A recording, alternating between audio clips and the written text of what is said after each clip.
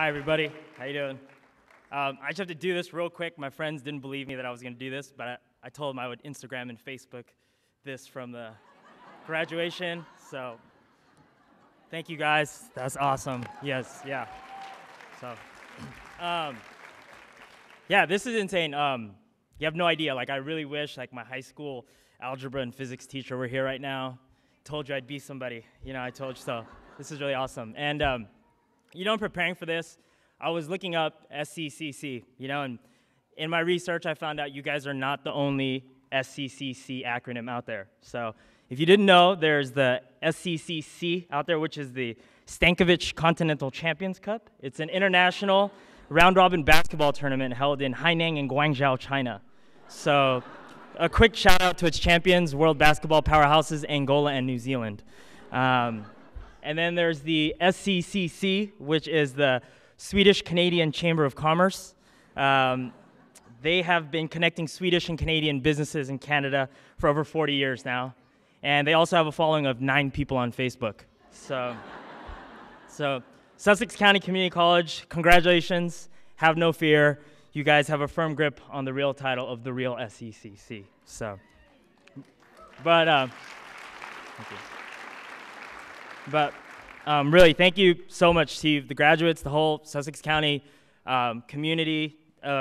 Big thanks to Deb Lanza and Kathy Glitchio for letting me have this opportunity. I really appreciate it. So, yeah, when they asked me, and first thing I was thinking about speaking to you guys, first thought through my mind is, what do I possibly have to offer these people? You know, like I'm closer to your age. You know, I don't really have the life experience. I don't have the accolades. I don't have the achievements of somebody that should be even speaking at a commencement. And I'm not an expert. You know, I don't have this like endless wisdom that's going to be super poetic and it's going to blow your mind and you're going to tell your kids. You know, I don't have all the answers or anything close to that. But what I do have is I have an understanding. You know, I understand what you've been through. You know, the late nights, the endless library sessions, the cramming, the sacrifices you've made to get to this point. It wasn't that long ago that I myself, too, was in community college. So, and I also procrastinated as long as humanly possible before I had to write this, so I get it. But today, you know, all I really want to do with you is just share some of my experiences from my own life and what it taught me, and if in any way something I learned could help you in any way, shape, or form, then I can go home very thankful and very humble. So, a little context, I know Dr. Mazer already gave you a little bit, but Roadtrip Nation, we basically make a documentary series where we send students on a big old green and blue motorhome around the country for 6 weeks. They get to speak with people that they look up to, inspirational people that are doing their passions in life, fulfilling their dreams and working in careers they absolutely love. And so we share those stories and hope that it does the same for people. And you know, at Roadtrip Nation, we have 2 definitions of what a road trip is. And there's one in specific that really resonates with me, and that is a road trip is an exploration of self-discovery. A road trip is an exploration of self-discovery. You know, it's not really about the miles that you travel. It's about the stories that you hear. It's about the people that you meet and the experiences that you have along the way.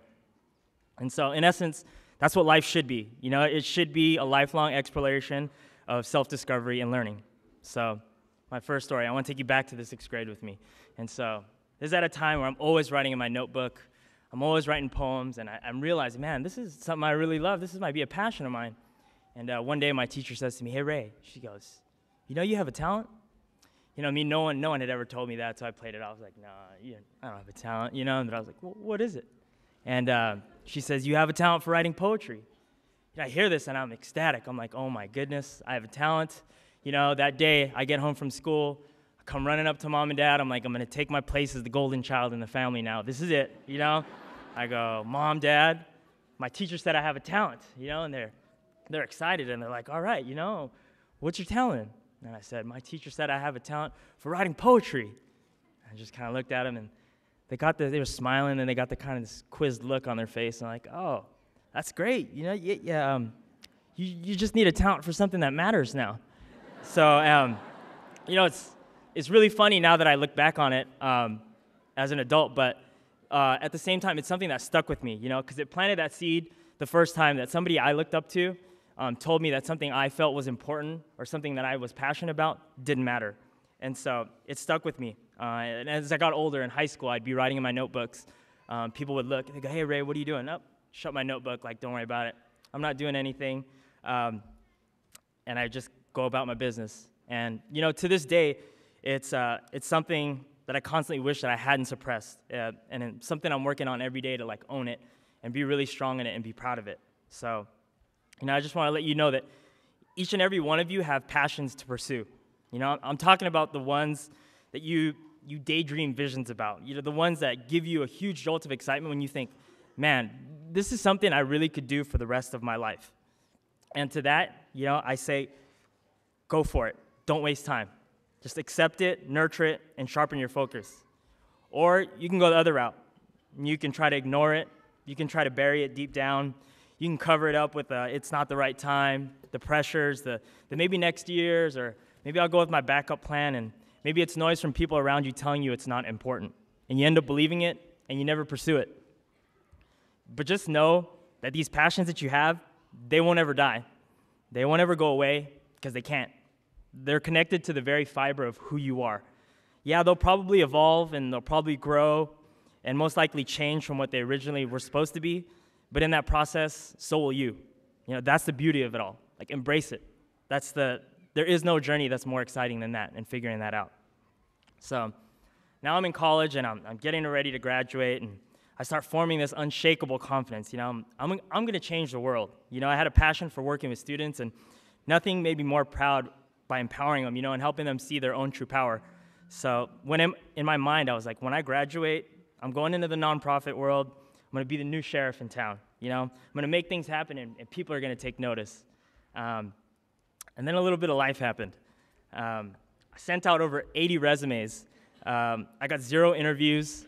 And 2 months later, I'm broke, I'm discouraged, and I'm living in my friend's garage. But at the very least, I could still claim ownership to. I had the sweetest garage room fort anyone had ever seen. So if you saw it, you'd say the same thing. And I'm not saying I didn't lose all my confidence, but let's just say it was severely, severely, severely dashed. I wondered, am I actually going to be able to create change, or was I just a foolish kid who was now being introduced to how the real world worked? So, at this point, I'm at a crossroads. I had a friend who offered me a job. He said, "You can serve, you can make decent money, get yourself out of being broke, but it would come at the expense of me putting my personal aspirations of wanting to create change and have a positive impact and put that on hold." And the other option was to go for this job where my heart was, working in an after-school program that I had found on Craigslist.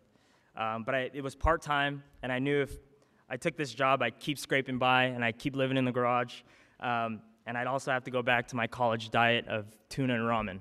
So, and I had this, what I like to call my keep it real talk with my roommate.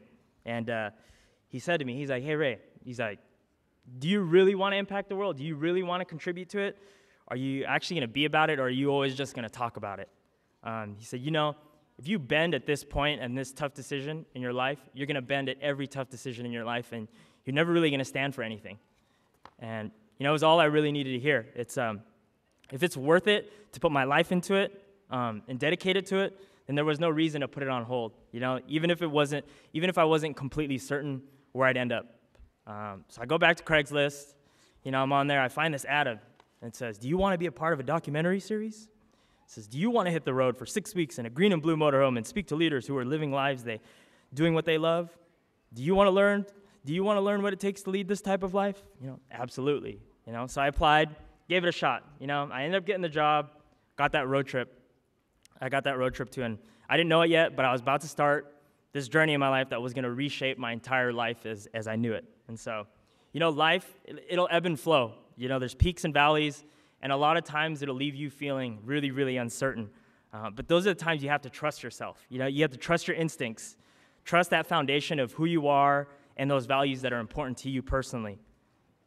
And you wouldn't be here today graduating if those were anything less than 100% rock solid.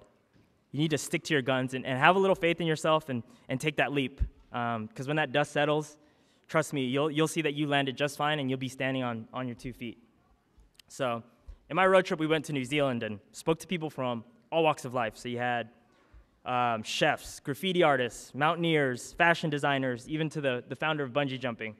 And here are people who spent their whole lives, grinding, working insanely hard to chase down their dreams. And here they were now. They were sharing their stories with us and their wisdom, telling us to tackle life head on. These people we looked up to were encouraging and supporting us. It gave me that feeling of invincibility again, like after college, and I was finally ready. I'd experienced the disappointment, that struggle of being broke and jobless, but I stuck to my guns, and now I made it to the other side.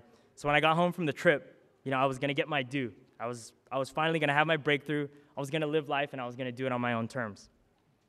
Then a little bit more of life happened. The day after my road trip, when I got back from New Zealand, I got a call from my sister, and she said, Ryan, Dad's cancer is back, and there's no more treatments for him, so you're going to have to move back home. And so for that, it just jarred my world. It spun my world upside down, and it felt like all the momentum that I had gained from going from struggling and then getting on the road, getting a job, and getting this road trip and being ready to start, like it all had been stopped just like that. And so in those next days, as I'm getting ready to move back home, I just keep trying to make sense of everything and what had just happened. And I started thinking about Mark Ingalls, who's this mountaineer we interviewed. And he had lost a friend, and he had both his legs amputated on Christmas Eve during an expedition. And he said, his first thoughts when he looked down and he saw that he no longer had legs, his first thought was, how do I turn this into an advantage? And it made me realize, yeah, I could feel sorry for myself, I could feel down, or I could turn this into a situation and an opportunity. So what I had was a chance, I had a chance to truly get to know my dad. I had a chance to learn from his experiences, listen to his stories, and I had a chance to spend his final days with him. But most of all, I had an opportunity to go on a road trip with him. So in those final months with him, I listened to his stories. I listened to him talk about immigrating from the Philippines to the United States, about how he opened up his own pizza shop, and even how he proposed to my mom. And I saw him transform, physically and mentally. Like physically, he went from this very proud, stout, disciplined man into this feeble frail of himself, where he had just trouble doing everyday tasks. But mentally, he was in the finest form I'd ever seen him. I saw him let go of his ego. I saw him let go of his pride. I saw him find peace, and I saw him find answers. And most of all, I saw him find the most genuine smile that I'd ever seen him have. And so one day he's sitting up in bed, and he's really weak, and he motions to me. He says, son, sit down next to me. He says, I want to talk to you about what's important in life. And he goes, all that money and those material possessions, let go of that, and don't go and chase those things in life. He's like, they aren't important in the end. He's like, I'm not going to take those with me when I pass. What's important is my friends, my family, my loved ones, how I treated other people, and did I leave this earth better than when I came into it? That's what I'm going to take with me. And at the end of it all, that's what I'm going to be remembered by, long after I'm gone. So at this point, I'm bawling. I'm realizing, he's given me his final advice here. And then he says, son, I want to tell you about my dream. He had never told me this before, and he says, I've always had a dream to inspire people. And he said, if I can't continue that, I want you to continue that for me. And so 2 days later, my dad passed. And, I realized after that, my road and my life had changed forever. Because I realized at that point, my dream and my aspirations were the same as my dad all along. As each of you graduate today, please, please, please understand that you each have a story, and each of you has an experience that's completely unique unto its own. You're each a 1 in a 7 billion limited edition single release. Don't sell yourself short on that fact. It's the truth. There'll never be another you in the history of the world. This is your time to leave an imprint, so do so in style. Do it in your style. Let life happen. The world needs it now more than ever.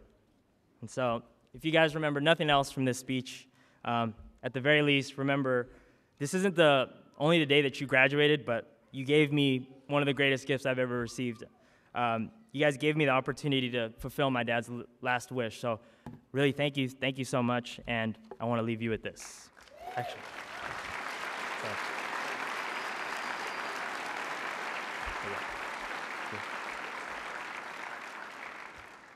So I actually wrote a poem just to show my mom that poetry is actually kind of cool. Yeah, it's just a quick, short one, but here you go. If only we dared to share the stories of our existence, then ignorance wouldn't be bliss, because we'd have found wisdom. So share or share not. Let your soul be a prism or a prison, because we all have life, but living isn't given.